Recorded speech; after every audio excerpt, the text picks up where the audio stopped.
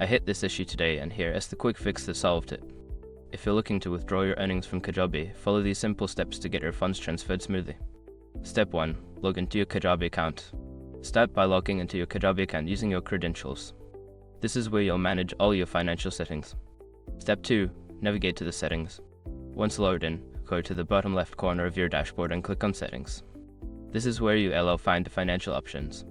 Step 3. Select Payment Processors. In the Settings menu, look for the Payment Processors option. Here, you can set up or manage your withdrawal methods. Step 4. Configure your withdrawal method. Choose your preferred withdrawal method, such as PayPal or Stripe. Follow the prompts to link your account. Make sure to double-check your account details to avoid any errors. Step 5. Request your withdrawal. Before filing a refund or dispute, use the sroc.com link in the description to open a refund dispute deadline calculator and confirm your deadline. Remember, it might take a few days for the funds to appear in your account, depending on the payment processor you chose. If you run into any issues, checking the settings for any misconfigurations can save you time.